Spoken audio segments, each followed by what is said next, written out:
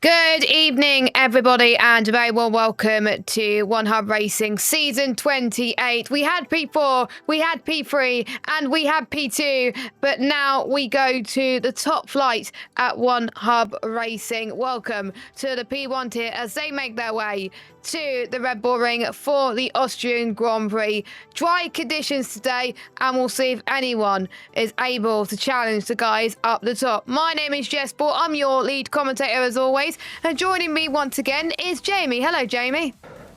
Hello, good evening. Yeah, looking forward to this. Should be a good one. Yeah, on a track which offers really close racing. Obviously, I think like last week's race, it should be an absolute cracker. Yes, and of course, last time out we went to Spain, and if we look at our standings, as if by magic, the results you see on your screen are the results that basically were the results earlier on. It was Marco that took the victory last time out. It was very close between himself and Alex, but Alex got a really late penalty at the end, which cost him the win. He was the favourite. He had the right strategy.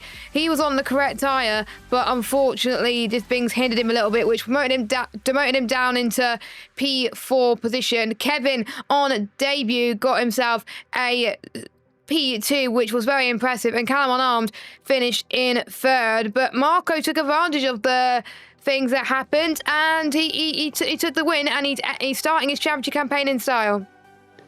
Yeah, he is. Yeah, for sure. Obviously, in that race, the penultimate lap, Alex did overtake Marco into turn one, but then at the end of the lap at sector three, then sweeping corners, he went a little bit wide on entry for one of the corners, and he got a 3 second time penalty, which obviously bumped down the order. And he did cross line first, but obviously, as you see, penalties can play a huge factor in his close grids, and that is what made him lose the race. But yeah, it's a great start for Marco, win the race, obviously leading the early stage of the championship, but there's plenty of guys behind him snapping at the heels, and this should be a really good race. And obviously Kevin as well had a great rookie race, getting the podium finish in the pole position. So yeah, Kevin is a guy to look out for as well.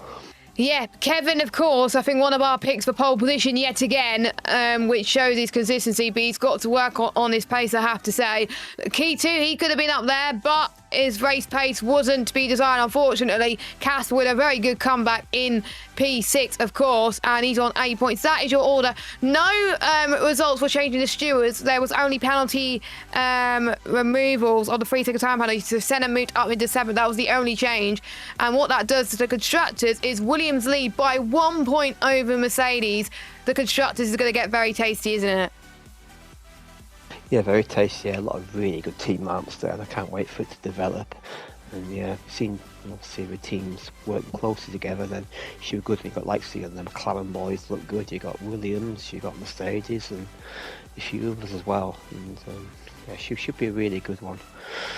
I think we are about to get started. Yes, we are. We are going underway for the qualifying session here at One Hub Racing with about 17 minutes and 35 seconds to go. We've got 16 drivers. Not everyone, unfortunately, could make the racing tonight. I think there was a few things that happened. I think Arnold can't make it due to personal issues. So hopefully his personal issues get sorted out very soon, and he'll be able to go back racing with us next week when we head to Australia. So without further ado, I don't know why the game was not showing. Now it's showing. There we go. We can get underway now. But before we do, who is your pick a pole before we get going for qualifying, as everyone is on their outlaps at the moment?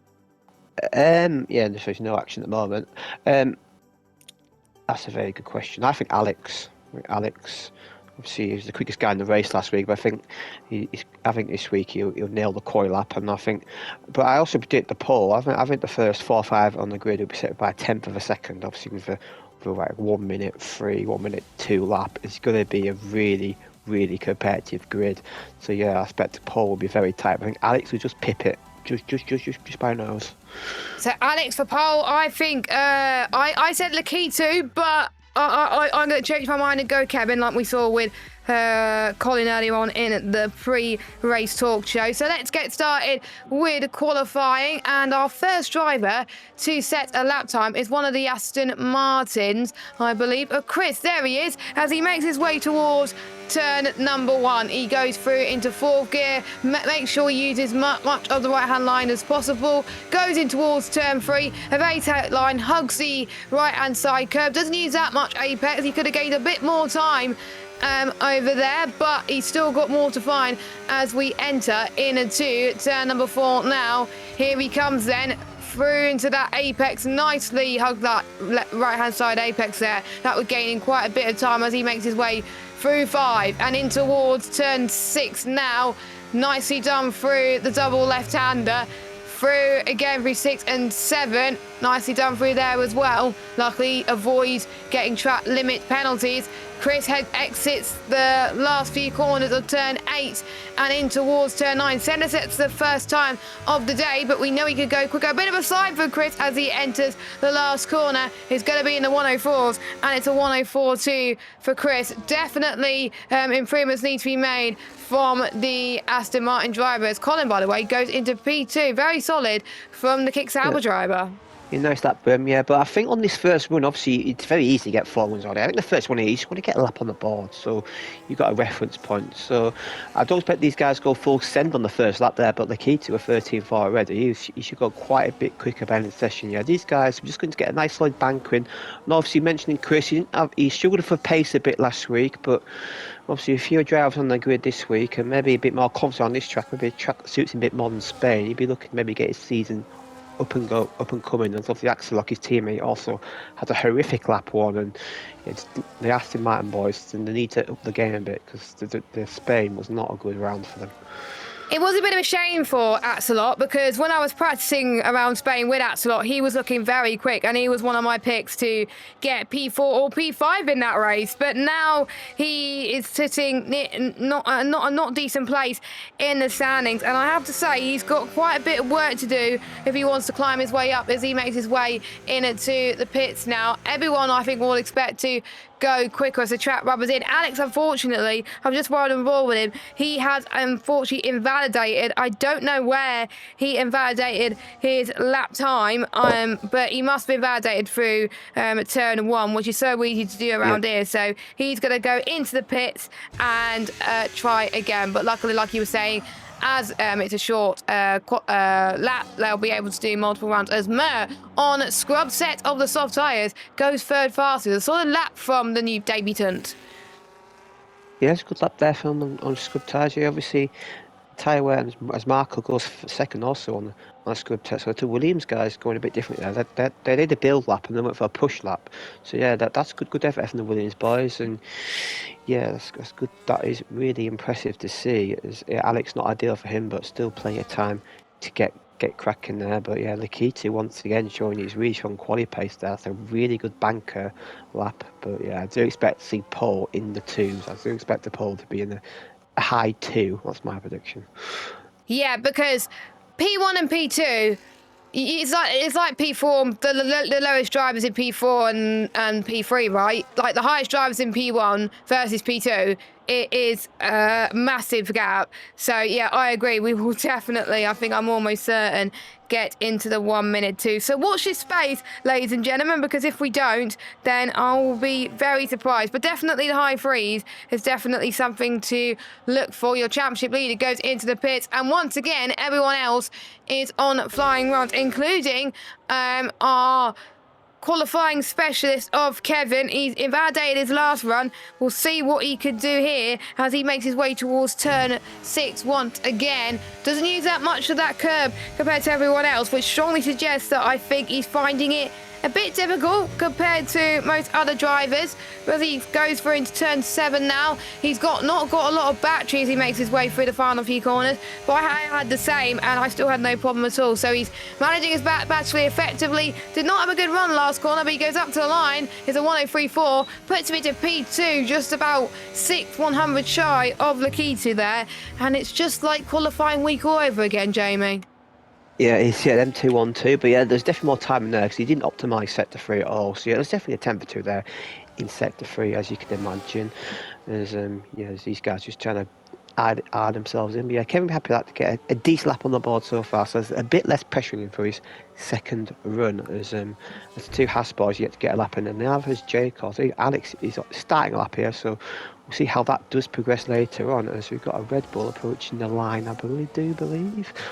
He's about to start a lap. He's about to... Yeah, Clark is about to start a lap. Matthew Clark is about to start a lap. Yeah, we'll see who is about to finish a lap. I believe that's one of the Ferraris of Morgan, who, of course, got his first points in the top tier last week. I think everyone in the chat was very happy with that. Caleb Morgan deliver once again. He's a 103.8. That is a very good lap time from him so far. He's looking to really improve on that. Next across the line will be one of the Mercedes-powered cars of Senna. That's really good. 2,000 shy of his teammate Kevin. They're definitely going to be working together for sure. As Chris, I don't think, improved. We've got the McLarens just about to finish their run. No, Casper's just about to start a run. Cam Unarmed goes into the pit lane. Jerry Cole, he's got a second attempt. He goes through towards turn 6. His teammate Colin goes into the pits. Alex goes across the line. He goes P2. Look at the top few drivers in the 103s. It could go either way. And you're right that we could see people from the 102s. Lakitu is the one that's the first into the 103.3s. He's loving life right there in P1. Yeah, definitely. Only about 10th away there. Yeah, definitely. Is good lap there by him as Clark, his teammate, goes third. He's immediately 1 to 6 by Jacob, who gets fifth. Good there by Jacob, about 2/10 off pole. Look like you're 2/10 off pole. You're down in 6th and 7th. That's the nature of this track. Really tight and competitive. As Casper's yet to do a proper lap on board, so we'll see what he does now. He's approaching the end of sector 2. What's he going to be? I expect to be considerable. He's about 2/10 up. So Casper he's surely been qualifying. I have to say, not really got the balance of the McLaren just yet, but there's still time for him to do so. Yeah, we're going to have to wait and see for Casper. Casper's found a bit of time in the middle sector. He can improve quite a bit. I think, of course, the driver, I think, in P14 improved a lot. Only 11 sector. Yeah, only 12th fastest. And yeah, I'm looking at his last sector. It's not great at all. But whereas his first and second sector is pretty decent for Casper Klein down in P12 at the moment. So that is your order. Curry hasn't set a lap yet. Makes his way through in towards turn 4. Through turn 5, which is a little kink, and he uses quite a bit of that curb actually, but Curry really struggled last time out here in Spain. He's got a lot of work to do again once more in that Haas. Of course, Haas potentially could be doing well in real life, so I wonder if they're going to do the same here. As don't forget, with the pit lane, we are advised that the drivers take the normal racing line to go to the pit. The invalidated last corner, that's him done. So he's the only driver yet to set a lap time on the board. Yeah, it was a 109. Is a 0.9 there for him, which put him 15th on the grid. Obviously, Curry and Chris were the back row in Spain, but at least this week it'll be the 8th row, not the 10th row. Yeah, exactly. It's just one small mistake could mean everything this week, and everyone now is going to be going on multiple runs. And I found it when I was qualifying that it's just, I did one lap, I was happy with it, and I struggled to get a really good lap for the rest of it, and I wasn't in my PB at all. I wonder if other people were struggling for that as well. And it's down to the pressure of qualifying. Some people get nervous in qualifying and it just hinders them in the qualifying session. And this is a track, luckily, that qualifying is not as important, but still you want to get a good qualifying to avoid the carnage later on as well. As Marco goes into the pits, he's not happy with that one. Callum Unarmed is just about to start his next run as he makes his way through turn 3 now, Jamie. Yeah, Colin's also about to finish up there. He's matched his percent. Yeah, as I mentioned, I qualified. I did a quite slow first lap to get lap on board. And the second lap was a really good lap. And the last 2 laps, I tried to push it to make sure, but I didn't go. The house gave up last sector. Colin's goes like, now what can he do? Can he improve? He struggled a bit last week. He's up to 11th with he improved by a 10th and he moved to 11th place there. So what can the fellow Welshman Callum do? Obviously, my pick for the champion this year, but he had a solid start of the season, P3. but he want to be qualifying a bit higher than 8th. Yeah, 8 is definitely not what he wants, is Callum Unarmed, and Colin R. Mason definitely wants something higher.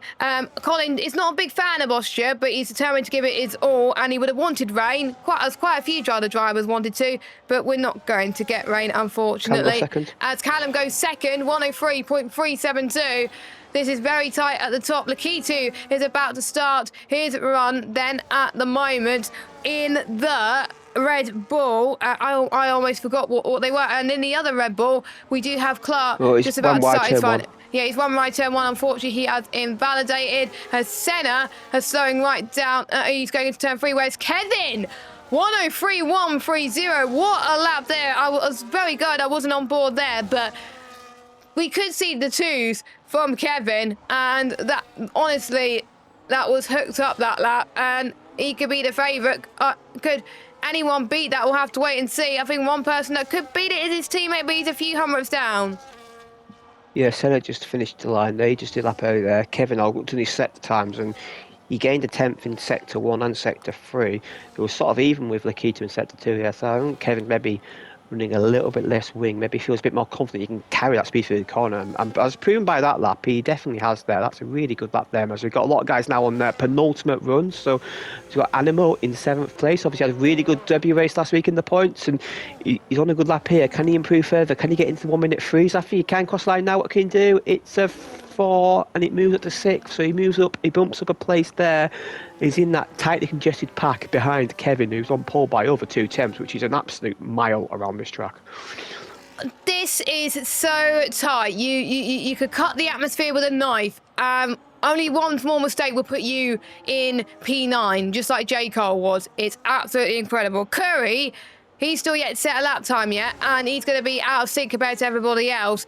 He's got to nail this one, because otherwise he's going to be in a bit of trouble. And as I said that was a bit of a commentator's curse there from me. But Curry, unfortunately, he's going to have to abort this one if I was him. He's got one shot pretty much to get a lap in, because otherwise it's game over. But everyone else is making their way into the pit lane to do their final runs in the qualifying session. And I'm absolutely gutted for Curry, because he was struggling a little bit more. But you never know. Anything could happen. And we spoke to a few more drivers. Senna found that Austria is not a favourite, but he's always found it fun and exciting, and the gaps will be super close. So it's just proving here tonight that anyone could get Cole, anyone could win the race and make it exciting. And you've got to manage that ERS battery and have a good race IQ, Senna says. So Senna, quite looking forward to this one because of the DRS trade, it seems. But final laps then for all of our drivers. Marco won't be able to make it, so that's his qualifying lap done. But for everybody else, it's time for people to get out of the pit as quick as they can to get in the best lap possible. Let us know your predictions in the chat on who you think is going to get pole. And Gaz was saying in the chat, Jamie, that 103.3 is crazy. Yes, it is crazy. Yeah. I was happy getting a 1 minute 4. So yeah, it shows you the different level of drivers in this tier. So yeah, the Williams boys are really a bit out of sync here. One of them may make it, but Marco won't, because he's going to be stuck in the pack. So if I was Williams boys, I'd be racing to get back to the pits, because he may get a final in it. But no, they seem quite confident. Kevin do what to do, and I believe the first guy that's at flying lap, I believe, will be Matthew Clark in the Red Bull. So he's going to be the last guy. He's going a bit earlier than everybody else. It means he won't get the best track conditions, but it means he's going to be pretty much guaranteed a clear track. So this could work for him, as he's actually warmed his tyres up. So Clark's going for a build-up lap. So he's not going for a flying lap. He's going for a build-up lap. So we'll switch away from we saw that with Mertz. We saw that with Mertz earlier on in the session, and that helped him improve his time by quite a bit. So anything could happen. I did try it when I bought it one of my runs, and that just didn't work. But for Mertz and Clark, this could work. Yeah, Morgan, I believe, will be the first guy to start off. Obviously, you come out with a lot of fuel around there, so he's trying to burn a bit of fuel as well. And if you don't use it too much, it can work. But Morgan, our P2 champion, 8th on the grid there. Good effort for him for our P2 tier champion. Can he get into top 6 with this lap here? He'll be the first guy to cross the line, so we'll see what he can do. He's improving, I think, race after race, I think, for Morgan. Of course, he is finding it difficult in P1, but he's been saying in the chat that he likes the atmosphere, he likes the challenge, and yes, he'll be near the bottom to start with, but he's learning and he loves the league and he loves how brilliant it's run, which is what you want to see. I was talking about it with Colin in the pre-race show, which we done at 11 a.m. this morning. Morgan is one of those drivers that sets an example. It doesn't matter what tier you're in. You learn the best if you're with fast drivers, because you can learn their lines and learn about their battery usage and their line and their pretty much everything, their racecraft, and learn what they could do. And Morgan is definitely in the right place for that. And he will improve as a driver doing that. And don't forget, he started league racing on F1 25, and he's already doing a great job getting into top tier on in the game cycle. He goes up to the line. 5th place for Morgan. That is very impressive, Jamie. I am very happy with that. Very impressive there. That is really good to see for him there. Great progress. As, yeah, I'm very happy for that. Good luck for him there. We've got one of the Aston Martins. Yep. Chris is invalidated. Chris.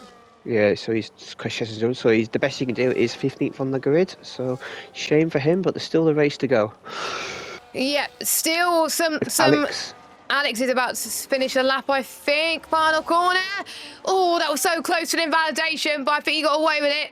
103.1, which puts him into P2. So quite a few people are challenging the likes of Kevin at the top. We got one of the Red Bulls. I think that's Clark, invalidated. So he's going to go out for one final run. He would have been in 104.2, which wouldn't have done anything. So yeah, he's backed off for this run. Unfortunately, Colin Armasa goes into the pits. What can his teammate J. Cole do as he goes to the line at 103.6?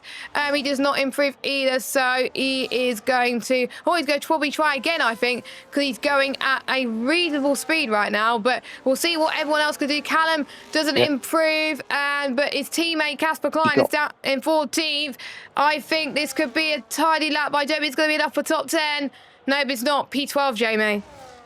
Yeah, I was on board with Callum for the final corner there. He caught a Williams, I believe, on an outlap in the final sector. That probably cost him a tenth or two turbulent air there. So yeah, it's a shame for Callum. I don't think he'd threat the top two anyway. Oh, so close to a 1 minute 2, but not quite enough. I'll see what his teammate could do in P8. He could not improve either. Axelot, 11th. The key 2 is about a 10th up in the middle sector, which will put him, I think, in P3 right now, just ahead of Callum Unarmed.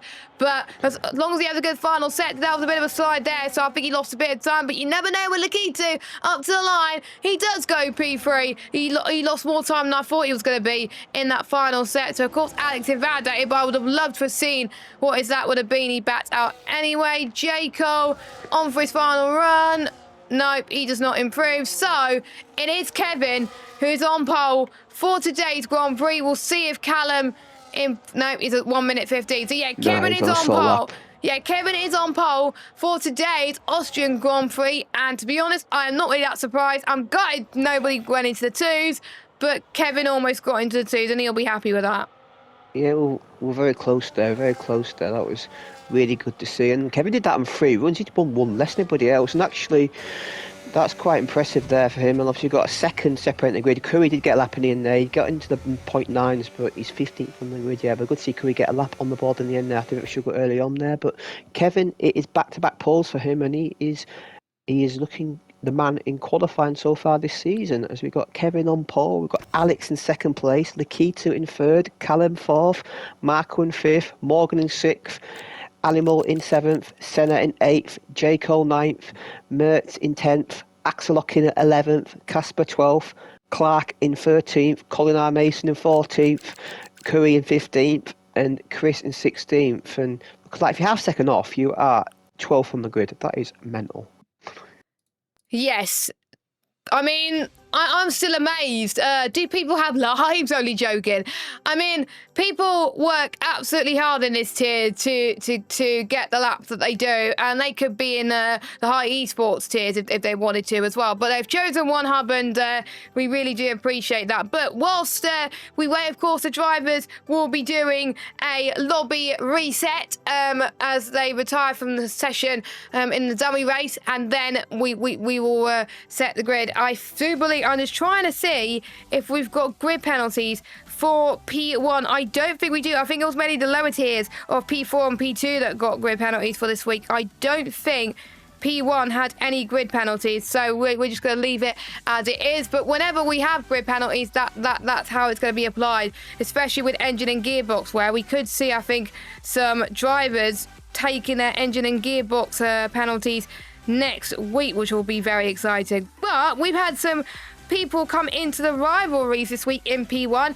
This time it was Senna and Mertzy. Now, Senna and Mertzy, they were involved in an incident. It was deemed no further action, and it seemed like they had quite a bit of respect after that. Anyway, once they found out the results, they were asked, after your guys' incident in round 1, are you expecting more fireworks between you guys going forward, or are you putting it down to opening night rust? And I'm just trying to see if they responded. Senna did. Senna said, fireworks maybe yes, but hopefully not in the way it happened in Barcelona. We're close in pace and we had a good battle. The incident was, as you said, probably just some opening round rust. Excited to keep racing and see who comes out on top. So Senna still has some respect for Mertzy early doors. Mertzy didn't respond, unfortunately, but I'm sure Mertzy would say the same thing. And you're mute, Jamie. Yeah. Sorry, I put myself on mute there. Yeah, that is definitely for sure. And it's good to see a bit of rivalry in this. It's always like a bit of needling racing. It makes it far more exciting, in my view. And that's what I love about these rivalry sections. They just give you that bit of feistiness, and you can stab one in the driver if you want, or you can be a bit respectful to them. It's always interesting to see what approach the drivers take. I was looking at the other rivalries this week and looking at the other stewards' reports. I think out of the tiers that were reported, I think P1 was, the one that had provided the least drama, because of course no one got penalised. Yeah. It was just no further action, penalty removals, and the other drive that was Senna, who reported Mertzi, understood the reason why Mertzi didn't get a penalty for that, and Senna realised what he could have done better. So respectful for the P1 drivers, and I can't wait to see what they do, especially the new guys. We will touch the drivers' press conference in just a minute. Colin R. Mason was called into the drivers' press conference, and he was asked, how are you feeling about your chance this season? And he's got two new teammates as well of J. Cole. Do you feel you two can achieve your targets this season and work as a effective team?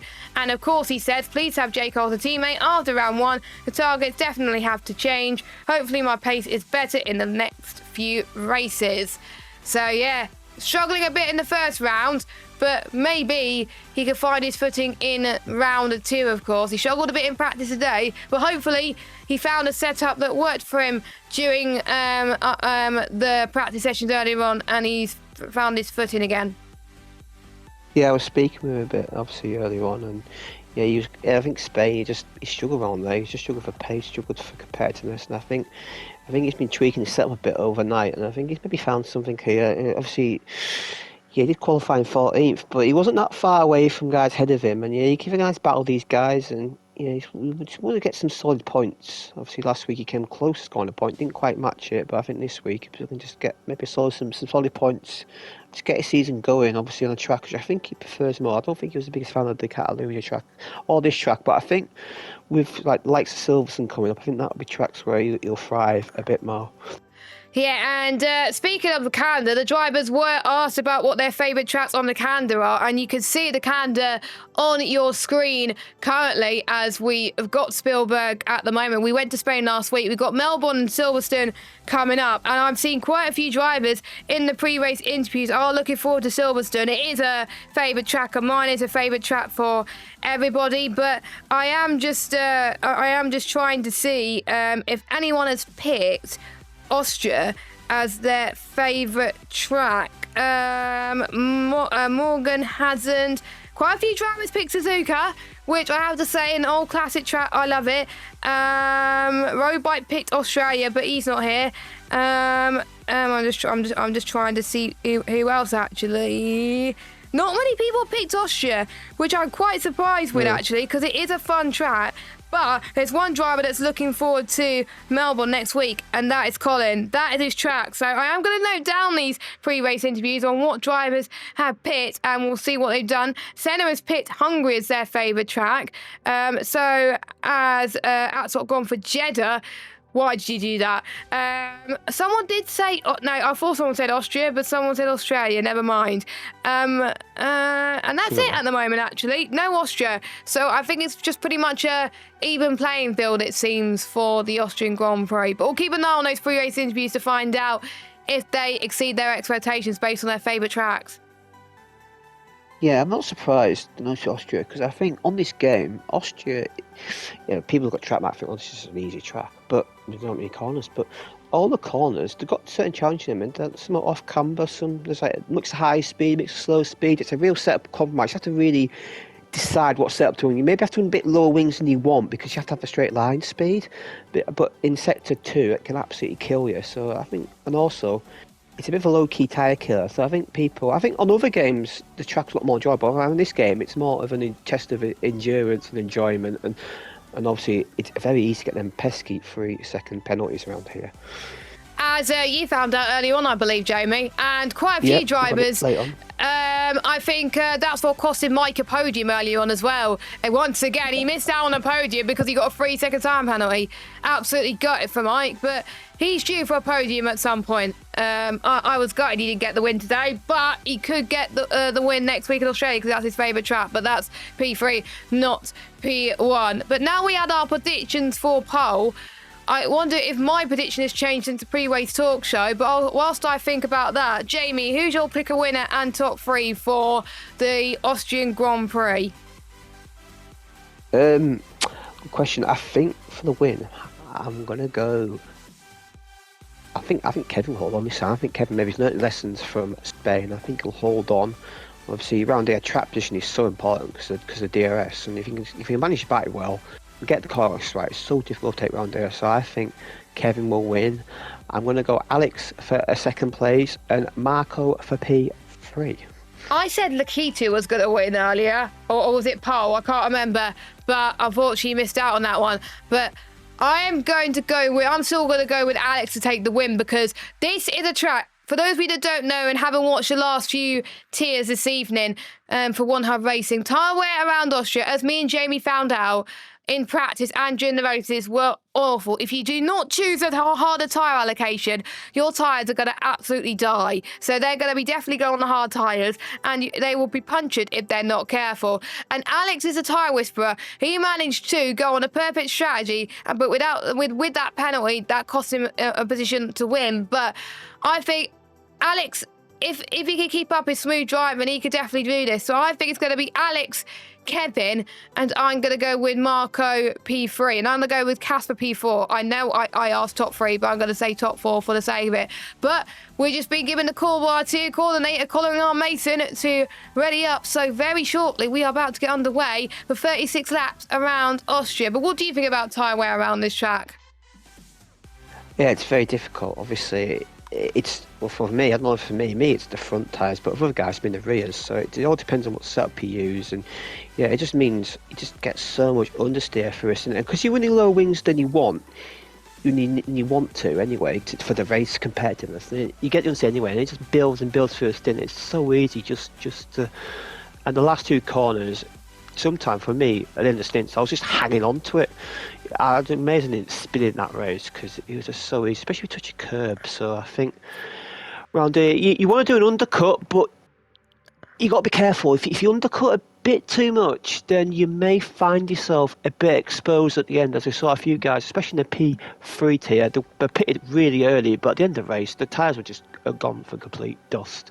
So you got to really get the pit stop. And a lap 1 safety car there, nobody wants it around there, because that's going to make tyre management even more difficult. And I think I was watching the safety car. I was watching the P2 tier, and there was one safety car before the red flag caused chaos. But the safety car that came out, it was a really bad timing for everybody, because I didn't think that the hard tyres would get to the end of the Grand Prix, but luckily the red flag saved them there, and don't worry, they weren't on 26 lap hole tyres. It was just a game glitching, unfortunately. But yeah, and an early safety car, which is not within their pit windows, is not going to help them whatsoever. I think we see drivers in, I think P2 tier pitted quite early and weren't able to make the tyres last. In P3, I think there was a few drivers that pitted a lap or 2 early, and they were struggling at the end, in particular in the midfield as well. There were certain drivers that were struggling with dirty air there. So that is going to be interesting. Of course, with adaptive weather system at One Hub Racing, the gods have spoken, and we got a dry race, overcast of course, so nothing too strenuous, but we have seen in F1 games before, overcast could turn into light rain with the weather set to approximate. We haven't seen it in the other 3 tiers tonight.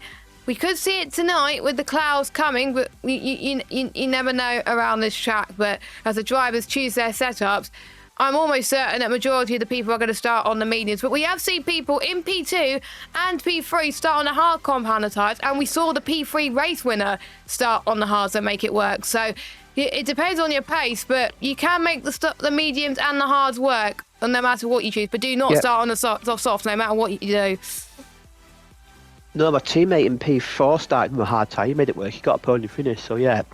It could work, but you say you might sort of be exposed to start the race, and yeah, and just be careful to turn 3, boys. Just don't do what I didn't turn 3 at the start. So just be careful. Yeah, there, just I'm sure it's so easy. It's so right. easy to do, though, Jamie. It is so easy to do. Like if you're following another car, like you're always tempted to like brake like you normally would, and you just brake too late. And I've done it many times around Austria races. I think there was plenty of times where I get quite bad luck in that regard. So there we go. So it is quite normal, and I'm just going to see if we get in the call to ready up yet. Yep, we have been given the... Oh, no, that was 3 minutes ago to actually get in the lobby. Okay, never mind. So I am waiting for Colin's call to ready up. I'm just trying to see if we can see the tyre blankets, but we can't, which is a bit annoying. So we can't have a sneak peek as to what tyres people are going to go on for. I'm seeing the last race winners in here. Oh, we are about to get underway as we go for, the 5 red lights. And we are underway. Kevin gets a good start from Alex, but Alex goes around the outside in towards T1.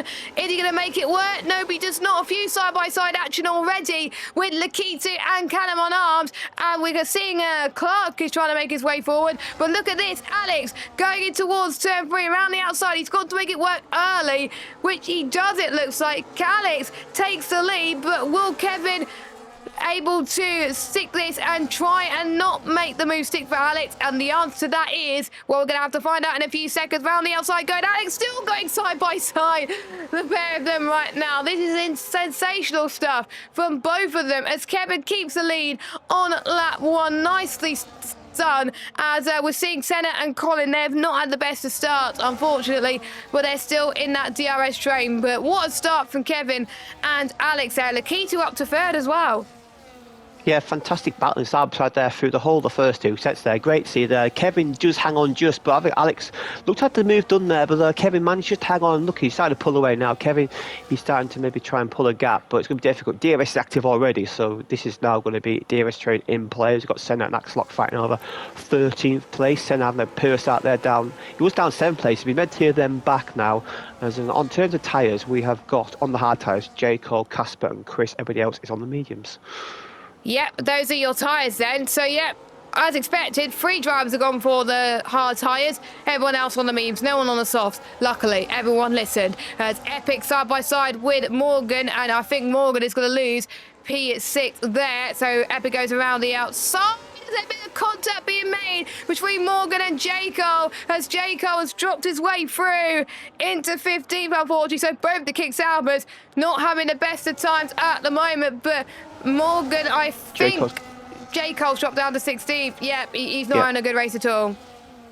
No, yeah, I think he's got away with damage though. I think he's all right damage there, but he's lost a lot of time there. He was fighting over 7th place, now down to 16th, down 9 places. Costly moment there for him, but he's still in DRS, so it could have been worse. He's still in the pack, but he's at the back of it, and making progress is going to be an absolute nightmare for him.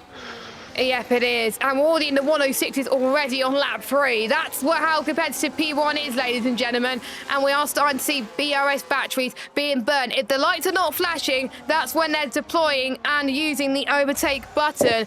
I'm not liking the overtake mode on the F126 regulations, I have to say, but Kevin is burning, so is Alex then. We will see, can Alex take the lead round the outside in towards turn number 4? It's going to be a tight ask if he could do it, but this is a really lovely battle between these two. We saw this last week in Spain, and we're seeing an absolute replica here today, but this time it's Alex that gets the edge. Alex is through on Kevin, and he takes the lead. He's got to make sure, though, that he keeps it penalty-free, because that's what let him down last time. Yeah, and yeah, that's guys through there. You've got to make sure it's mainly the last 2 corners where you tend to get into turn 1. So you get through this section all right, then you should be fine. This is the section which is definitely where the penalties happen, as Alex, another 106 lap there. So yeah, these guys are really racking in the laps. Obviously, that is quicker than my race lap in total. Yeah, I did a 6.9, I think lap 22, 3, I think it was, on my second set of hards. It just shows that they are the best of the best at One Hub Racing, and we're very lucky to have them here in our company, and we get to witness it every week. It's always great, and they cheered me up last week after me having a rubbish race, as Curry, side by side with Colin R. Mason. Colin is struggling with his race pace at the moment, but Curry is able to attack on the inside. But look at that, Colin with the send there, but he didn't make it stick, unfortunately. Curry sends it back through. As well. A bit of wheel banging, but no damage, I don't think. Curry is through up into 14th place. Unfortunately, Matt Clark is out of DRS range. Well, no, he's not. He is in DRS range, but he was out of DRS range. He's going to lose time. Yep. Casper and Chris. Well, Casper's going to gain some DRS on Chris, so we'll see what he could do there. Chris struggling a little bit there. As Senna through on Mert, as Mert is pitting early. Yeah, he pits up. Yeah, well, we saw in the earlier tiers, them pitting at this stage is not going to work. As Mert right the right decision, we'll see if he's got damage, as they have to follow they are being advised to follow the racing line into the pit lane. So has he got damage? Yes, he has. That's why he's pitted early. That's compromised his strategy completely. Yeah. Well, around here, if you've got wind damage, you have to pit, because the last sector of the car is an absolute boat, so you have to pit if you've got wind damage. Unfortunately for him, that's probably why he lost the pack, because I noticed the gap did increase there, so probably just tap the rear of the car, I guess, and that maybe gave him the front wing damage. As Lakitu now is closing in on Kevin, as the front 7 are now starting to pull away, so these front 7 they're going to drag each other along. It's going to make the job for Clark even harder, as Senna now is getting a bit detached. So we're starting to see some groups starting to form now, as always in these races. And yeah, this is Clark is going to, as I noticed in my race, if you're not in a pack, then it's so difficult to catch a car's ahead around here, because DRS around here is half a second lap. Yeah, that's why I gained Curry's lost his wing. Curry has lost his wing. That's why I gained so much at the start, because I was in a DRS train for most of the stint, whereas some other people weren't. So when I lost DRS, that's when I lost momentum. As Senna comes in, Curry comes in. Has Senna got damage? No, he's pitting early on hard. Kevin up the inside. Kevin up the inside. I don't think Senna's made the right decision to pit now. I think he should have waited a few more laps. Lap 8 at the latest, I think he should have pitted. Not now. He's going to struggle on those hard compounded tyres. But Kevin trying to go for the move here in towards turn 4. Doesn't quite do it, unfortunately. But the Keitu's looking very good on pace in the Red Bull. I'm saying that his race pace needs to step it up. But it's like that he's taking my word seriously, which is great to see. And he's doing brilliant on race pace. And as you were saying, he's keeping up with the DRS.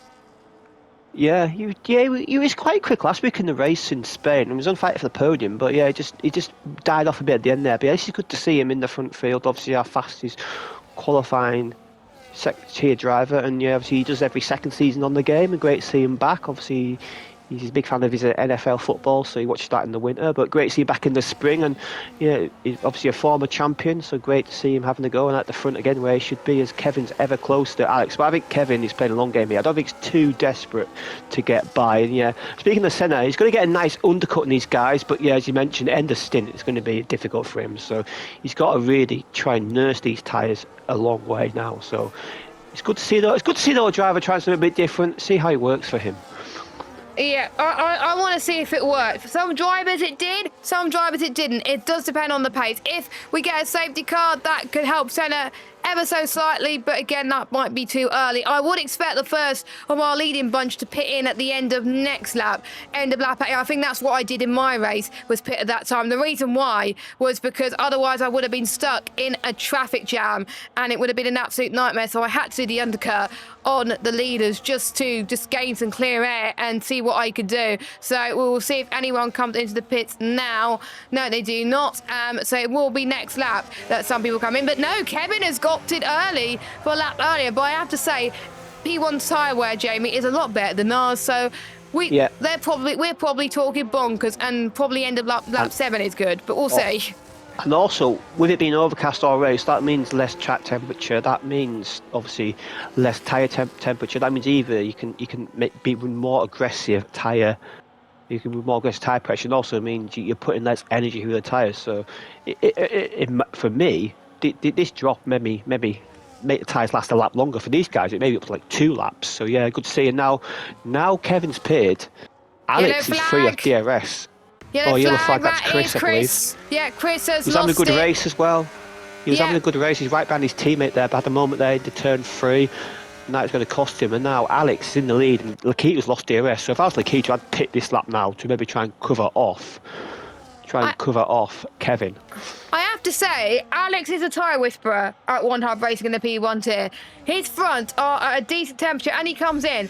That's what I'm expecting for some drivers to pit now to get the undercut. Lakitu is in, Callum stays out, and he's under pressure from Logan. Epic the Animal, of course, make their way towards turn number 1. Epic the Animal having a very good end of the stint. I think that's where it shines at the moment. Morgan is in this as well. He's on for a very good point to finish if he could keep this up. He's definitely improving race after race, I think, as Callum unarmed has been passed by Marco, who takes the lead. I thought Marco had a puncher there, but it wasn't. It was just me playing silly buggers, unfortunately. But in terms of undercuts, Kevin got the undercut perfectly. He just got past Alex, and he gained quite a bit of time there. So Kevin takes the lead.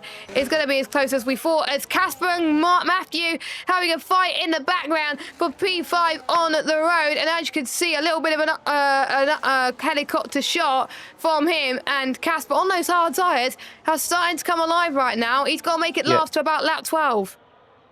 Yeah, now the hard tyres are best now, so you will lead the race from these front four, do pit, and got to try and make this last go the ultimate strategy, try and just get some clean air. Now if Casper gets a safety car on lap 12, that's going to work an absolute treat for him. But P1 tiers, I'm going to say it now, in P1 tiers the safety cars are very unlikely, as we've got a lot of leaders in the pits, all in the pits now, no surprise there, all going to set hard tyres now. So now we've got, because Matthew Clark stayed off another lap, so and Casper. Interesting. Yeah, Casper stayed out because he's on the hard tyre. But Clark on the mediums. I think when I was in practice, that's when I was big in the pitting. But then when I realised the undercut was so powerful during practice, then that's when I had to think quite tactically. So I think maybe Clark hasn't practiced the strategies too much and probably didn't realise how powerful the undercut really is. But we are watching Alex right on the back of Kevin now. And if I were them, try and save as much battery as you can. But look at the send from Alex, but that unfortunately didn't materialise. Alex was trying to do a dive bomb, but he would have taken Kevin out in the process. So respectful racing from the pair of them in towards turn number 6 now, as their first stop has now been completed. We'll see a fastest lap very, very soon, and you could start to see within the next lap who's going to be the fastest in terms of pace. Is it going to be Kevin or is it going to be Alex? We'll find out as they cross the line in towards turn 9 and 10 now, and we are seeing a few warnings from some of our drivers, Jamie, and if they're not careful they will start picking up their penalties, as their fastest lap does belong to Alex in the Haas. So that's helped with the DRS. Yeah, definitely. Now he's got a good run here. He's got a lot of battery. He's deploying it. He's going to go for it here. Kevin's not much battery left, so should be an easy pass for Alex if he fancy. Yes, he does. Get the move. Does Morgan gets a penalty there? That's going to be critical. That's going to lose him out so much. But Alex on Kevin the outside as well, the traction I've noticed when I was racing, and Kevin does defend it, but Alex on the inside now, is he going to outbrake the Mercedes man? He doesn't need to, he's through already, and Kevin just backs out of it there. No point defending that, as Alex does lock up there, but he just makes the apex the corner, and he is through into 4th place, which is the net lead, as Clark is staying out for another lap. I wonder if Clark has selected the standard tyre option. The balance, yeah. Judging by this strategy, I think he has. And he's working, he's doing all right though. He's keeping with Casper, so his pace is not bad considering.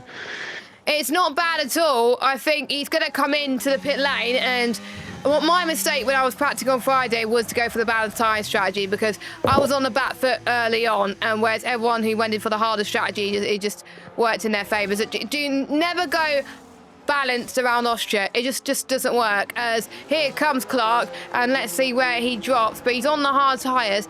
I only hope to God that he has some tyres left, so you can see, I'm just looking at the between Alex and Kevin. Apart from the final sector, Alex is quicker than Kevin. Kevin gained about 2/100ths of a second on Alex in the final sector alone, that's it. But Alex has gained 4/10 a lap on Kevin, and that is very good to see. Yeah, and also Lakeita now starting to come back to play a little bit. He's just outside DRS zone. He's going to try and just drain his battery, try and get back in this. If Lakeita can get back into DRS, it's going to absolutely save his race. So crucial sector for Lakeita coming here. Can he get within that DRS? I don't think he's going to quite do it. It's going to be tight. Yeah, I don't think he's going to get within the DRS, unfortunately, but you never know. Anything could happen as we're seeing our final lot of pit stop. J. Cole is coming in a lap earlier than expected from those hard tyres. He's going to have to make those hards go 13, 14 laps, but to be fair, in my race, I made it last 16 laps and it was fine. So I'm sure J. Cole can make it last 16 laps up to the point where the mediums become viable. Oh no, J. Cole's on the mediums. Now, that is interesting. I'm liking the various strategy for J. Cole. This means he knows that the undercut is powerful. Yes, he's going to be able to take it by a lot of drivers, but that means he can pit around the same time as the hard runners go in and opt in potentially for a setup. That I can't remember if he started on the hards or not. I think he did. So unless he has hards left, that could be interesting. That could be a smart tactic from J. Cole as he tries and makes his way through the field. Yeah, he can, yeah, and Colin just lets him buy down DRS, so good teamwork there by the Salva boys there, yeah. J. Cole's not that far off, like a top 8 result, so yeah, it could work out from here. J. Cole will be rapid the next 3 or 4 laps, but by about 6 or 7 on the stint, that's when it starts to go off. He's got a yellow flag. That is Casper, I believe. Casper has had a spin in the final corner, yet to pit, and he's dropped down to 4th place there. So Casper presumably probably hit a curb and just spun around there. Very difficult to hit the wall there. I don't think he's got any damage either. So he managed to save from the barrier there, but he's had a costly spin there. Now his tyres will be red hot. So that's unfortunate. To be cool. Yeah, he should be pitting next lap, I believe. He's still got DRS because obviously he must have been ahead of a car in detection. I wonder if one of the leaders passed him there and he maybe just got caught off guard. Colin got a penalty, but I think the rears, I think the Casper is starting to struggle a little bit. You could tell with the way he's handling the car. So if I was him, I would come into the pits now. Maybe for another set of the hard tyres, as here comes Marco on Casper, and he has to fight his teammate there, and yeah, lets him straight through. He lets him straight through. Fair play, teammates respecting there at the moment, so I think he's going to... What's he going to do at this point? Is he going to do what J. Cole does and get up for the mediums, or... I think it'll be too late for mediums. I think he's going to go for hard compound tyre strategy, and then maybe he'll go for a set of softs and pray for a safety car. That could potentially work for him. So Casper's going to come in and he follows the racing line as we told the drivers to in the briefing, and hopefully people have read the briefing because otherwise we would have talked absolute bonkers. But is it going to be hard compounded tyres for Casper Klein? No, but it's not. Medium compounded tyres then. So it's going to be... Same as J. Cole. Yeah, same as J. Cole. I think that's a smart move for Casper to climb his way up the order and redeem himself. As Callum, by the way, gets past Marco up to 4th. Yeah, good move there by Callum as J. Cole's also passed Clark from that. Clark going to fight back here on the inside. Clark looks very late there. Can he get it stopped though?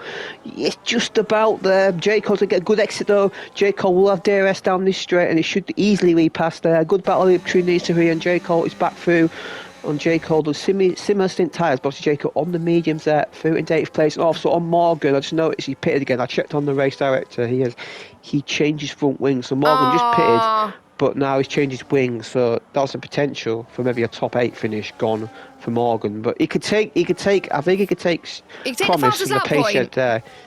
Yeah, past that point, yeah, that's possible.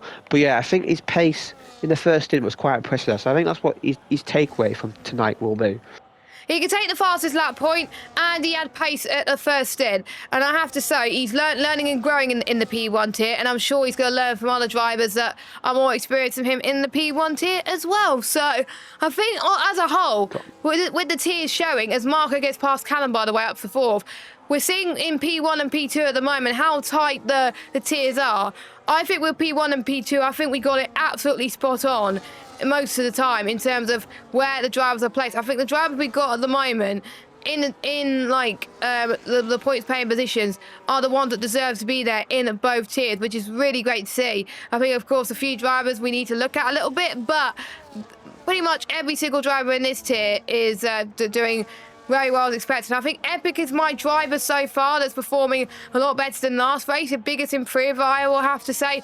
He is, I've spoken to quite a few drivers who raced with him on this game, and he is a quick person. And he even realised how quick everyone else is, but he is learning from them as well, as Clark makes his way past Senna. Yeah, but I forget, no, Epic was a late call-up last week. He didn't have much notice, so he didn't have much time to practice. He's had a full week practice this week, so yeah, I'm not surprised he's improved a lot. Obviously, with a bit more preparation time. As last week, it was very much last minute for him to join. Obviously, he joined in between the pre-race show and the actual race. So I think his performance last week was impressive. As Alex is fighting Kevin for the leader. He's back in the lead now, but Kevin fight back here. Kevin's not much battery left. No, he doesn't. As Alex now retakes the lead and he makes it stick as these two are starting to pull away a bit now. The key who's sort of in no man's land. As Callum and Marco fighting again over fourth place. These guys seem to swap places every lap at the moment.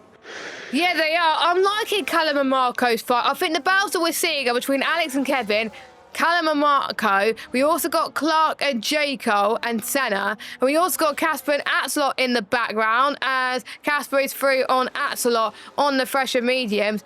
We'll see if he can make his way through. And Casper has got a point now if he finishes where he is, and he's going to try and go for the fastest lap as well as they go through in towards turn 6. The grip's starting to get worse for the drivers who are been on those hards for a bit longer. I think I would say around lap 20 is when we'll see people come into the pit. No, Senna's going higher than that. Senna wants to do 17 or 18 laps on those hard tyres. Nah. Yeah. And it's half the race. It's half the race. Half the race, basically. To be fair, I pitted lap 20 and my tyres were on 60% after 16 laps. So it is doable, but it's going to be difficult. Yeah. Callum again, I got running Marco inside turn 4. No, thinks better of it. But he was going for it there. He's fancying the move there, but no, thinks better of it. It's Clark and Jaco fighting yet again, the Red Bull and the Sauber man. But yeah, Clark does defend it as Chris and Curry fighting over 13th place, and Chris does get through as there's a few battles on the field as Curry gets a time penalty there. He is in 15th as Senna's got a bit clean air ahead of him for a lap, and then he'll start getting traffic. That may affect his undercut a bit to get stuck behind likes of Chris Morgan and Curry down at the back of the pack. Yep. I think they got quite a bit of time to climb their way through. It's Senna, Curry and Morgan. But if you like what you see, by the way, if you're on Twitch, don't forget to give us a follow and also hit the subscribe button. We are on a decent amount of follow count at the moment. Let me just check how many follows we are on. It's not saying on my screen, but we're on a decent follow count anyway on Twitch, so make sure you follow as Callum on Arm passes Marco up into 4th place. And also massive shout out to our sponsors, Delta, Sim Racing Setup, SimGrid, Next Level Racing, Vespertine and Pure SimGrid. We'll go through your sponsors just before the end of the stream. We didn't have time to go through it earlier on, but we will make sure we go through the sponsors towards the end of the stream, and we'll be picking our Sim Racing Setups driver of the day very, very shortly, and it could be one of those drivers. I have a few drivers in mind for this one, and sometimes I like Jamie goes for an outsider. I usually tend to go for some drivers in the front, but it could vary. I might decide to go for a different driver. You never know. But we're about to start lap 20. The leaders still staying out. I wonder if they're going to pit next lap or they're going to stick it out for a few more laps. Yeah, it just had Chris and Morgan here fighting for 30th place, banging wheels a bit there. Morgan to get through on the turn 3 DRS straight, but Chris not having none of it, really feisty into turn 4 and got the place back. So Morgan trying to make a comeback of it, but Chris is not making his task that easy at all. Nope, he's not. As Marco through into P4 again. They're switching positions left, right and centre, aren't they? I'm absolutely loving this.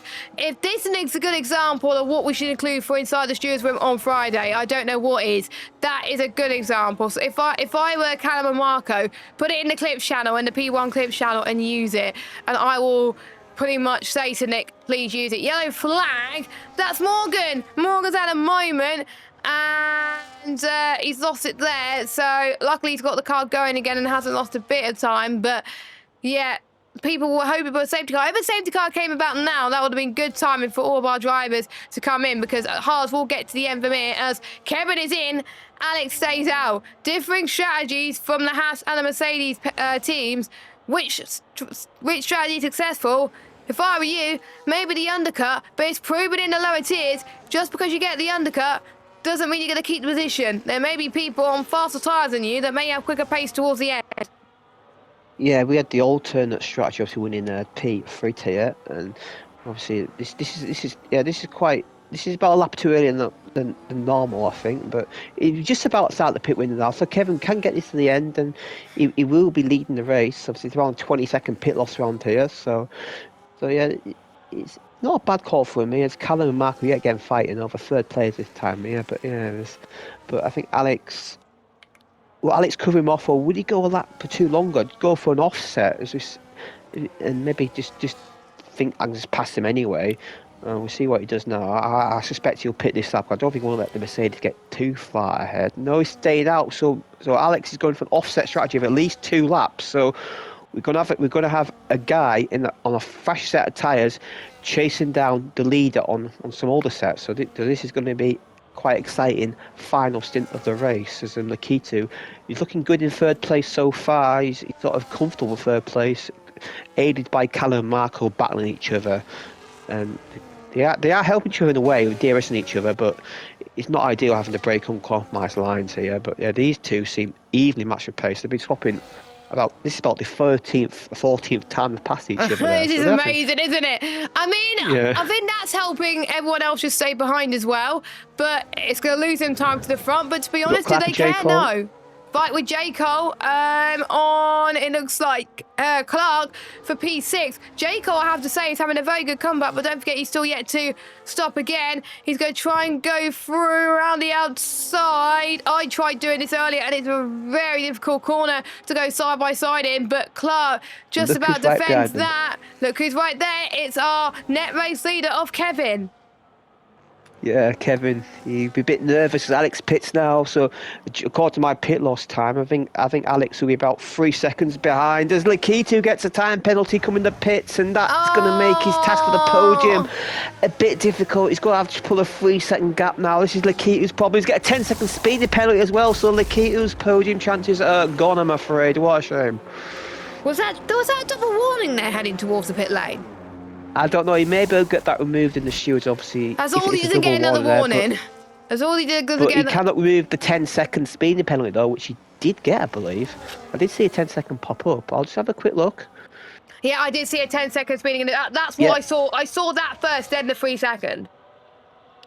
Yeah, it was Callum has passed Marco for the temporary lead until these two do pit. Obviously, I believe they both probably will pit this lap, because you don't leave it too late, because you'll never be able to catch up. So I wonder if one of these guys may fancy just staying out. We'll wait and see, though, as Kevin is now, the gap between Alex and Kevin is going to be...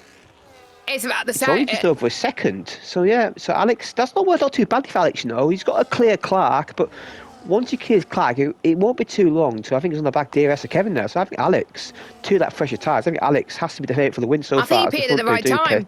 Yeah, he pitted at the right time. He's got the fresher rubber, and we saw that with most of the tiers, that if you have the fresher rubber at the end of the race, you're pretty much going to win this run. I think the tyre offset just makes a massive difference. As our fastest lap, 105.9. That is what quite a few people's quality times are in P4 tier. P1 tier means bidders, and we're seeing Cat and Marco and J. Cole come in. J. Cole, I think, will have to go on to the hards, which he does, whereas Callum and Marco also go for the hards. We'll see where they end up. They're pretty much as they were, and we are going to see the battles going on and on. But look at Logan. Logan's in this fight as well. So it's not just come a one-car fight. It's a 3-car fight now. That undercut from Logan has worked perfectly. And with Lakita's penalty, this is effectively the fight for P3 in the race. So this is a podium fight here for these guys. And yeah, imagine if, so these guys, a bit more to it now, fighting for a podium. There's a bit more pride to it. And yeah, it's great to see. Obviously, even pitting early, getting that undercut himself into the DRS, which that's amazing, because that just makes you race now. But he's got to be careful. He's got to be careful now with Casper ahead. He doesn't want to get detached. As I believe Callum's actually got by Casper there, and Casper is doing a job for his teammate. Look how much he's holding up these two guys, and he's allowed Callum to pull away. And sometimes you got to do that. You are allowed to help your teammate. And yes, it's only round 2, but Casper knows the mission at this point. And I think Callum will definitely be giving Casper some word of thanks after that. And I'll have to say Casper's doing a very good job there, holding these guys up right now. And he's going to park the bus, but Marco gets through. Look at Logan. Logan's going to get past Casper too. And that's going to be an easy done. Yeah, that's very crucial there. But all that's done is lost time over Callum Unarmed, which I think has muted to Casper's ears and Callum Unarmed ears, as Clark picks himself a 3-second. Yeah, he was in DRS. Now the gap's almost 2 seconds, and Marco may still be able to catch that, but it's going to be so difficult now. Not without DRS, you got to do it on just pure pace, and yeah, that lap there may have just given Callum another podium finish. So yeah, that's really good teamwork from the McLaren boys. Yeah, and don't forget, constructors, as we were saying earlier, quite close between a lot of the tiers at the moment. As we are seeing another warning from Logan. If he picks up another one, he will get a penalty. As Casper gets a second penalty as well. It is so easy to do. But I think his race is over. Unless we get a safety car, his race is almost over, unfortunately for him. And Alex is going to go through on Kevin in towards turn 4. It's a rubbish camera angle game. Thank you very much. I'll go the onboard shot. It'll probably be easier. Kevin just about holds Alex's line into P1, and this is nail-biting stuff at the moment. Kevin's not using much ERS at the moment, whereas Alex's is. Let's look at the battery usage. Kevin hardly has any. Alex has got loads. So I would say advantage Alex at this stage. Yeah. Obviously, when you're in lead, you have to use battery more because you have to sort of deploy more overtake down the straight just to stay ahead. And if you're on deer, if you're behind the car, you just run a lower mode and just stay behind the car. It's so much advantageous here. As Alex is buying time here. I don't think he's too desperate to get by just yet. I think he knows he's probably got the pace. He's got the tyres as well. He knows that the Mercedes, every time he slides coming out of the final corner, he's gonna run out of tyres. But he's gonna go for it round the outside of turn 3. He's gonna outbrake him. So if he'll get the better exit on the outside, I've seen all race. But I think Kevin still has DRS though. Yeah, Kevin does have DRS. Alex is free, but will Kevin send up the inside here? He's got a good run. He's using all his back left. He's not got much left, running empty almost. And he's got down the inside. Ooh, switch back there, but just a bit too far back, and that's allowed Alex to stay ahead. And now he's going to have to play the waiting game. Now can Alex pull away on them fresher tyres? As these guys are 7 seconds ahead of Lakita and 11 seconds ahead of Callum. These guys are on a different level pace-wise tonight. I think I'm going to make my predictions right here, right now. If this goes on like this, these are 2 championship contenders. Hands down. Definitely. Yeah, left, right and centre. And this is why I predicted Alex for the win today, because he can manage those tyres quite well. And he's got even tyres on the fronts and the rears. Absolutely incredible stuff. And he's hardly got any warnings either. So he's in the advantageous. And look at the battery he's using. He's on 80% at the moment. Kevin is on, it's hard to tell because he's got his telemetry off.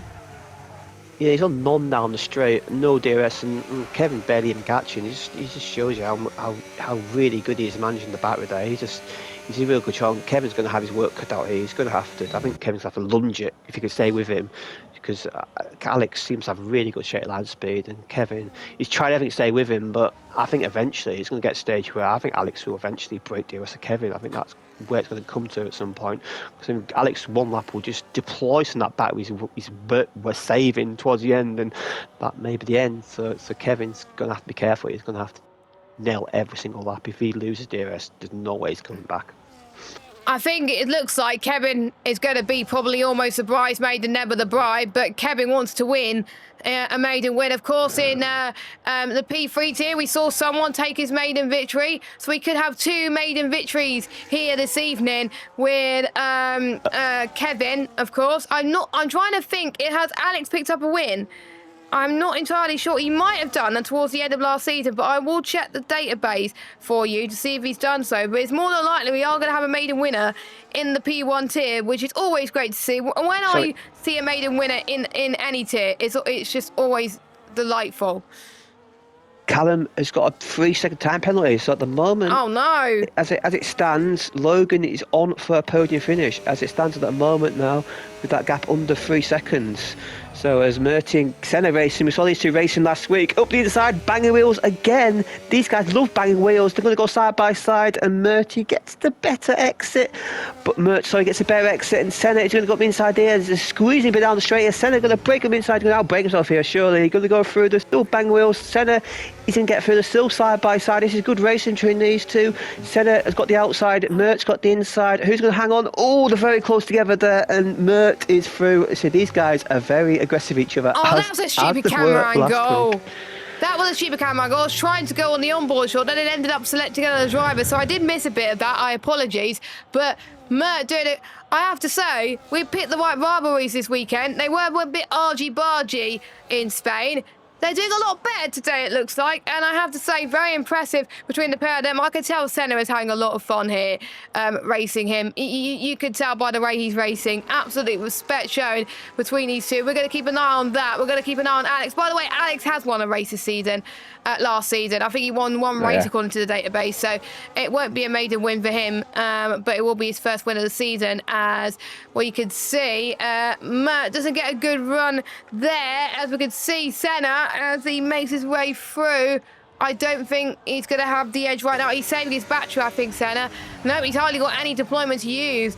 And from experience, if you're stuck behind a car and hardly got any battery left, it's going to be very difficult to close in on the driver in front and to challenge for position. So if I were Senna, you got to get a move on and just hope the car in front just has a bit of a slide, which Mert did just a moment ago. And the gap now is around about 0.5 per second. So that's around about the same gap as we saw Alex and Kevin just now.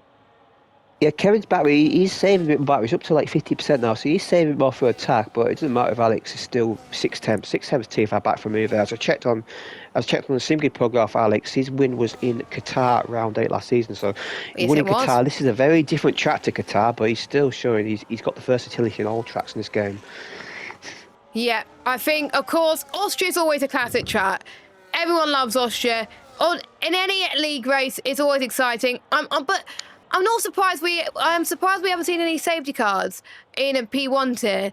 Because I thought we would get one by now, but we hardly have any safety cars, as you were saying, in the P1 tier. We didn't get many last year, and it just shows about the respect that the drivers have shown in this tier. Of course, they've had loads of league racing experience in the higher divisions compared to everybody else in One Hub Racing, so they could bring that energy and enthusiasm to One Hub. And of course, we have brilliant driving standards, and of course, only no penalties were awarded in P1 tier as well. 2 tiers were pretty much P1 and P3 were the only tiers that have no drivers having penalties, Kevin, which is great to see. As we could see, Kevin almost going for the move there, Jamie. Yeah, he used a bit of battery down straight there, but wasn't quite close to go alongside there. A bit of a slide coming out of turn 3, which is not going to help him down turn 4. But yeah, Kevin, I think he knows he has to get his move done now or never, because laps are running out, and Alex, all Alex do is really get his corner exits right, and that is going to make the job very difficult. Kevin is really, I think he feels like he's got his next 2 laps, so it's never going to happen, as Jaco and Clark are still battling, as Senna and Mert are still battling. So we've got battles down the field here, but the lead battle is going to take our interest for the moment because it is so close. Yep, we got pretty much Marco versus Logan, Jacob versus Clark, and we got the lead battle of Alex versus Kevin. We are going to try our best to keep an eye on them all, but it's very difficult. But the leading battle is just important. Like Jamie was saying earlier, you've got to be within 4 or 5 attempts to have any shot in turn 3 and any shot to try and go for the move. It's around about 2 attempts, so he's going to get a good exit. What's he going to do here? He's going to try and go for the move in towards... nope, he shuts the door, Alex. And Kevin's got a very good exit, actually. What's the gap now? It's about 2 attempts, so he can do it. But he hardly got any battery, so I don't think he's going to go for the move here. No. You never know. Oh, can he do it here? Can he go for the send? No, he doesn't. He plays very smart. And if I was him, save the battery. That's what's going to help you do it. See what your rival is doing. It's Marco and Epic the Animal going at it. Clark and Jaco going at it. Oh, this is bonkers. This is great stuff. Yeah, we've got 3 about 3rd place here. What's even the keep with Tesco penalty? We've got Callum was about 2, almost 3 seconds of Logan and Marco fighting over 5th place, which could be 3rd, could be 4th, could be 5th. Obviously, it all depends how the timing works out at the end there. As Alex now, he's started to deploy a bit his battery now, a bit more down the straight. I noticed that last lap there, down up on the approach to turn 3, he did deploy battery, so he's now got battery where he can just use it on every straight now, and that is just going to make Kevin's job even harder. So I think Kevin now has got to rely on Alex making a mistake or getting a penalty, I think, to win now, because it looks like Alex has got this under control. He's starting to pull away now, and Kevin's had he's had a good go at it. Kevin, you can't complain for his. You can't have a go at his determination for he's it. saving I think battery. Alex has got this covered. Yeah. He was saving a bit of battery there. I wonder if he was using none, which was why he was about 9/10 slower than Alex there, potentially. He's probably listening to us in the commentary box. Yeah, he's probably saving a bit there as well. He's thinking smart on what he's got to do, but I wonder if it's too little too late, because again, with that tyre offset, I think Alex is a little bit better in terms of tyres, and if he can keep this up, maybe Alex could break free of Kevin's DRS, and Alex is 2 tenths quicker than Kevin on that last lap. So if Alex could gain 2 tenths a lap on Kevin, then that'll be race over for Kevin, and Alex could win his second one hub race. But Kevin wants to win his first one hub race, like we saw in the P3 tier this afternoon, with Deggio winning his first race on his debut season. As someone's getting past the lap car, that's Morgan. Morgan's going to pick for the fastest lap. But because he's been lapped, that means he won't be able to. Oh, he probably will be able to do it. No. He's on lap 30. He's on lap 34. The lead's on lap 35. You're good. Oh, that's good. Yeah, I was a bit worried there. he pitted lap too late there. He knows the rules. He knows the rules. He is good. That's good. I got a bit confused there by a lap count, so yeah. Yeah, that's fine. So yeah, as it stands, Morgan will try and get the fast lap, and if he can close in on these guys, he can try and get DRS, which means that would help him get the fastest lap point. Don't forget, in one hub racing, there's the fastest lap inside the top 10 and fastest lap outside the top 10. And Axelot's trying to do the same thing. I love this fastest lap roll. We don't have it on the F1 real life anymore, but we have it on this game. We don't have it on this game, but we have it on that one hub racing, mainly because to encourage people to not give up and to try and go for points if you're not in a good position to do so, or have the gap, as J. Cole's picked up a penalty. Final lap of this race, and it is Alex versus Kevin for the win. Can Kevin pick his maiden win in one hub, or can Alex pick his second race win in his one hub racing career after Qatar, of course? Kevin, though, does not have enough battery to try and defend from Alex. I think Alex has got this one covered. He has his 4 tenths back, but I don't think it's going to be enough yellow flag. That is, I think, Casper, who's had a bit of a moment. Oh, no. Cam and Marco's also been... Actually, no, it's not. Never mind. It was Casper that's had a bit of a moment. Clark has got past J. Cole. I think Alex has done enough here. Alex was... I'm actually glad if I get this prediction right. So, Alex, don't bin it, because that's who I predicted in the pre-race show on who I think is going to win this race. He's doing well on fuel at the moment. He used a lot of that exit curve. As long as he doesn't slide and have a moment, he's on the course to win this race. Alex, for the second time in his one hub racing career, he wins in one hub. He wins in Austria. Kevin, again, once the bridesmaid, never the bride. He gets second. And Lakito drops down to, well, 4th. He's going to be 6th, but we'll see if he can get his 3-second time penalty removed if he get a double warning. As Morgan's out of the race. Did he bin it across? That was. He retired in the pits because he had a spin. He had a spin in mid-part lap, and he retired in the pits. Marco, I was watching a battle. there between Marco and Morgan in there. Morgan almost got it. Marco and Logan. Logan was fighting on Morgan in turn 3. He got the move done, but then Marco got it back, and Marco managed to hang on, and he got 3rd place. And Callum's managed to slot somehow in between these two guys. I think they're 4 tenths each other. Look at that for the podium. Callum missed out by 2 tenths. That has cost him. Axelot's still going for the fastest lap. Finished. Axelot's still going for the fastest lap, so we'll see what we could do. Is it going to be enough to claim a point for Axelot? We will find out. Yes! Axelot gets a fastest lap outside the top 10 with a 1:05.0, which is absolutely astonishing. Fastest lap inside the top 10 belongs to... Let me have a look. Oh, come on. Fast lap inside the top 10. Alex. So Alex gets it inside the top 10. Axelot outside the top 10. Oh my goodness, it's going to be hard to find out who's going to be Sim Racing setup driver of the day. But what another good race. We're going to be in an absolute treat, and we got another different race winner. But Alex picks race win number 2. Yeah, congratulations to him. Obviously, this is the second race season 1 on track, but this time he gets to keep it, and I think that will put him into it. That'll close the gap a bit. I think Kevin will retain the championship lead, but Alex will be a bit closer, and these front 3 are now starting to really pull a gap a little bit here. As Nikita's just dropped back a little bit there, but now there's the front 2 were in a class they're on today, you have to say. Yeah, it was nice to watch the battle as well, so fair play. I can't wait to see how they do in Australia in about a week's time, which will be a week before the real life race. So let's run through your order then. So Alex wins from Kevin in second, and we got Marco that completes the podium, Cam Alarmed in fourth, Epic the Animal in fifth.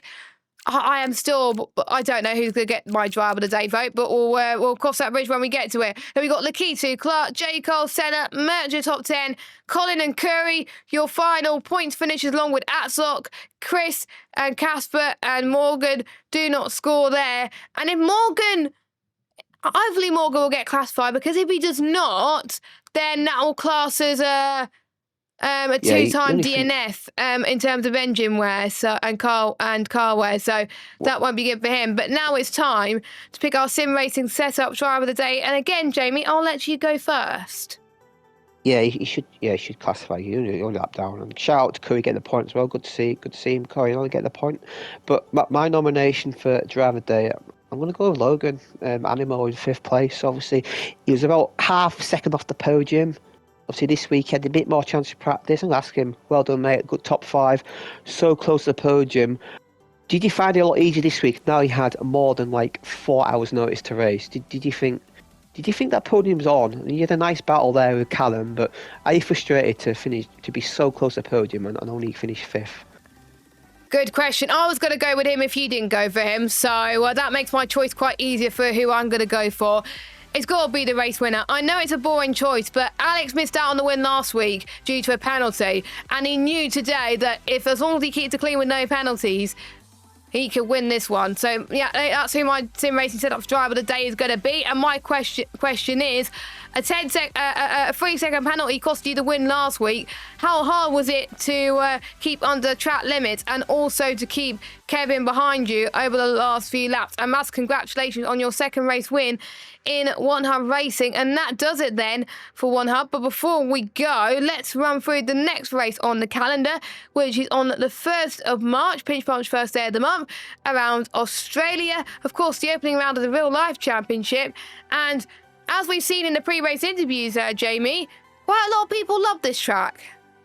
Yeah, and obviously it's changed since 2022. It came back, obviously, after a few years off, and it came back 2022. It's a completely different track now. Now it's very much a power track, and it's a track where you have really good aerodynamic efficiency, and it's going to be a race where it's going to be dominated by DRS. So a bit like this track really as well. So going to be vital for the pack, but it's a track where it does offer good racing in the game, I think, because they got rid of the Mickey Mouse corners on that track now. I think it does offer up some really good race opportunities, and they've widened some of the corners, so it makes overtaking a little bit easier. But it's not a done deal, and obviously I do like Australia as a track because it is quite a fun track to drive. You do get quite close to walls at some areas though, so it's penalties. So oversteer a little bit and hit the wall and damage your wing. Yeah, so we will be seeing.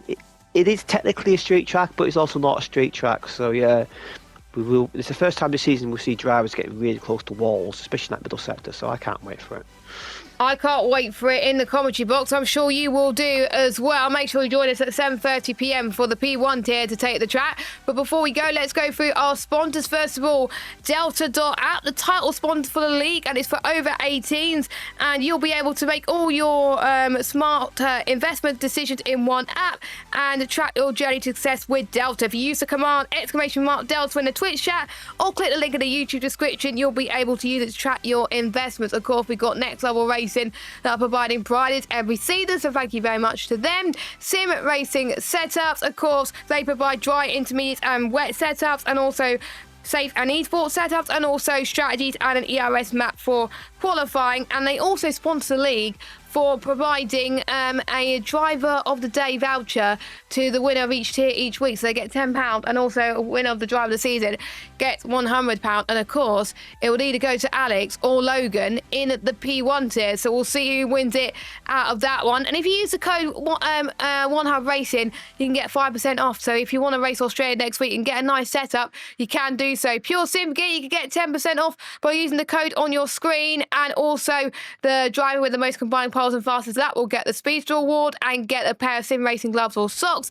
Our partners Vespertine support our championship prizes and merch, as well as help with our payment system this season.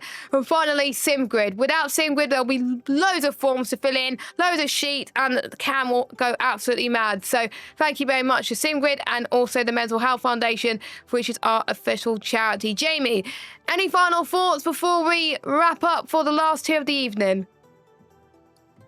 Yeah, good race. I enjoyed it. Good competitive racing. Obviously, quite a clean race. There was a few bumps and bruises, but yeah, as you can see, P1 here, a very good race. Obviously, I think the other drivers will. They've got a point to prove in Australia because them top two really just did go away there. So there's a bit of work to do for like Marco and Lakita to try and get back on the pace here. But yeah, the first two races have been great. Good racing. Obviously, we see a lot of overtaking tonight, and a lot of guys battle each other. Race long battles between the likes of like Alex and Kevin, likes of Mert and Senna, likes of J. Colin Clark and lots of rivalries. Logan and Callum and Lakita just racing against himself. So it's great to see, and yeah, and can't wait for it next week, and should be good. And hopefully you get a few more back next week, and yeah, we'll go again in 7 days' time. Yes, I think Waitsy's going to be sport for choice in terms of who he's going to pick for rivals. It reads next week in P1. But the next stream will be, of course, on Thursday evening with the Realistic Championship, commentated by Mr. Evil Dragon.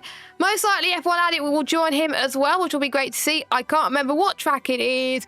I will need to check that on the top of my head. But it is going to be round number 4 of the championship. So that's at 7:30 UK time. It is around Monza. It's going to be the Realistic Championship. So looking forward to that. Then we got Inside the Stewards Room, where we run through any shooting incidents as well as highlight some very good racing that happened tonight in all the tiers, and as well go through what to expect around Australia. Then we got the pre-race talk show at 11 a.m. on Sunday, and then we got all of our tiers starting from 3 p.m. with the P4 tier, and with us at the P1 tier at 7:30. So with myself and Jamie, thank you for watching. Have a good evening. I'm going to have a lie down because I've only got 2 hours sleep. Take care, everyone. See you next week. Good night.